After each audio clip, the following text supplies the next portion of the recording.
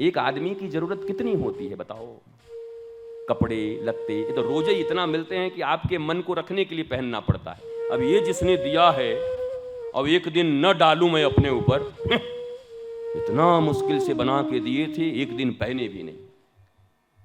ठीक है, तो वो तो हमें मिलते रहेंगे, लेते रहेंगे। पर ये बताओ, जो गुरु अपने शिष्य का सिर्फ वित्त हरण करे, उसको सांप बनना होता है, और वही शिष्य लोग अगले जन्म में चींटी बनते हैं, और वही चींटी फिर घायल सांप को नोच नोच के खाते हैं। तो मैं तो ऐसा मानता हूं, सदगुरु ऐसा होना चाहिए जो अपने बच्चों का वित्त नहीं, उनका चित्त का हरण कर ले, उनके चित्त में राम डाल दे, कृष्ण डाल दे। चित्त हरण, वित्त हरण नहीं।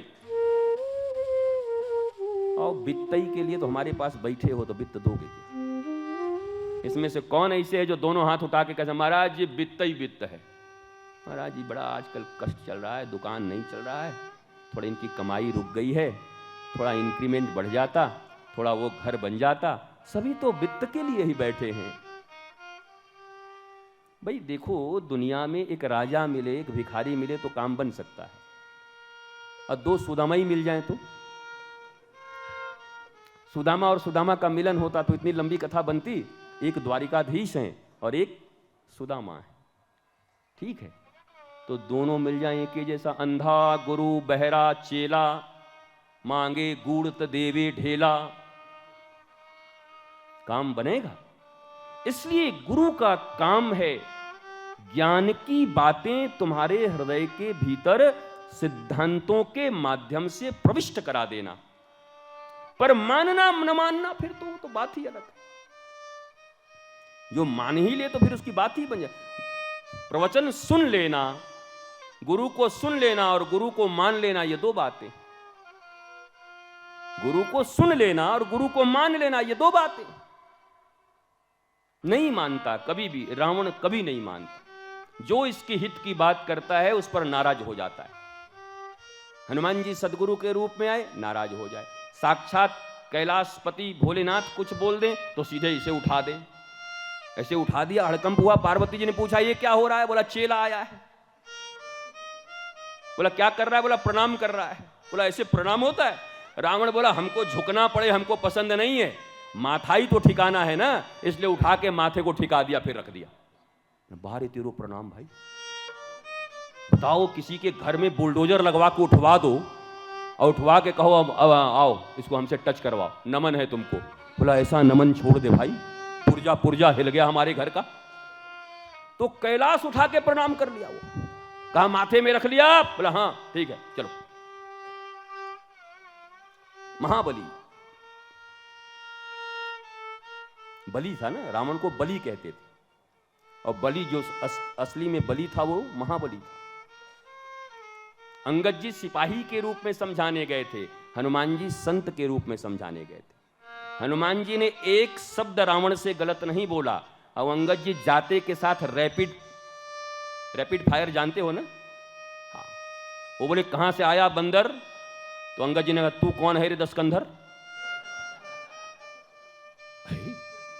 जब अंगद जी गए ना, हनुमान जी की तो चर्चा हो ही गई थी लंका में, नाम तो कोई नहीं जानता था, सब रामदूत जानते थे। जब अंगद गए दोबारा तो रावण का एक बेटा लात उठाया मारने को। पहले की आदत लगी हुई थी, लात मारो, थूको, बांधो, ये कुछ बोलने वाले नहीं, बड़े सभ्य हैं ये। पूरा नगर घुमाया गया उनको बांध के, उनके ऊपर हंसे, ठिठोली हुई, पर हनुमान जी ने कुछ नहीं कहा। क्यों? वो अभिमान लेके नहीं आए थे, अपने हृदय में भगवान लेके आए हैं और शांति सीता की खोज करने आए हैं। उनका लक्ष्य पक्का है।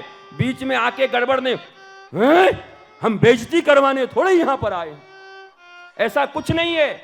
बताओ इतने बजरंगबली को इतनी दुर्गति की गई, इस दुनिया के अनुसार उन पर क्या क्या नहीं किए गए, राक्षसों ने क्या क्या नहीं किए।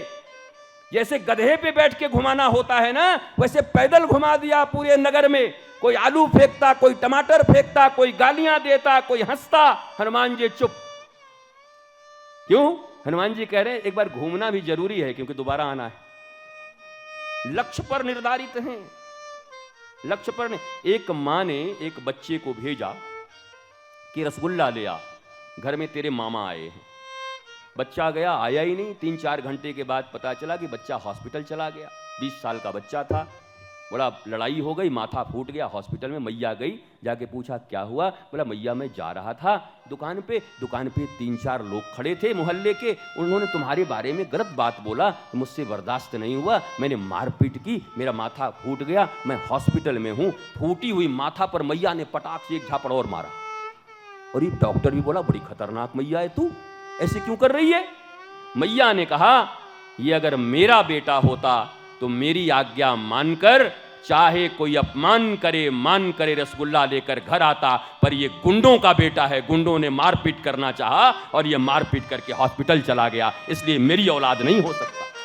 लक्ष्य बदल गए इसके। दुनिया में हमारे लक्ष्य ऐसे ही बदलते रहते। आए थे हरिभजन को ओटन लगे कपास, निकले थे कुछ और करने, होने लगा कुछ और। तुम अपने लक्ष्य पर अडिग रहो। कितनी भी विपत्तियां आए, कितनी भी संपत्ति मिले, पर अपना जो लक्ष्य निर्धारित किया है उस लक्ष्य के ऊपर निष्ठा रखकर, विश्वास रखकर, समर्पण रखकर बढ़ते रहो। यहां तो डायमंड भी है।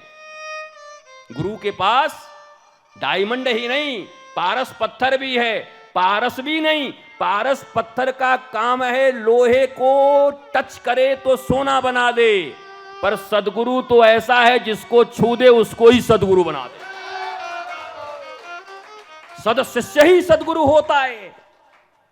तो बताओ, अब ऐसे गुरु के पास आकर भी लक्ष्य तुम्हारे परिवर्तित होते रहे, लक्ष्य क्यों परिवर्तित होगा? जीवन में चीजें आती रहती, घटनाएं घटती रहती, प्रारब्ध के अनुसार कब क्या घटना है घटने दो, तुम मौज में रहो। 70 साल 80 साल 90 साल की जिंदगी है। ये डिप्रेशन टेंशन में, प्रतियोगिता प्रतिस्पर्धा में, किसी के आगे किसी के पीछे, किसी से बदला लेने के लिए, किसी को गाली देने के लिए नहीं बना है। ये जिंदगी प्रतिपल तुम परमात्मा की संतान हो, परमानंद की संतान हो, सच्चिदानंद की संतान हो, आनंद की संतान हो। हर पल आनंदित रहने के लिए बना है। भैया तू कब हंसा था, आनंदित कर, पिछली होली के बाद मैं आज तक खुश नहीं हो पाया। ये भगवान, ये मरा हुआ आदमी है, इससे मुर्दा आदमी तुमको दुनिया में नहीं मिलेगा। पिछली होली के बाद ये खुश नहीं हो पाया। एक महात्मा से पूछो कि दुखी कब हुए थे, तो बता देंगे भैया भीतर से दुखी तो हम कभी नहीं थे।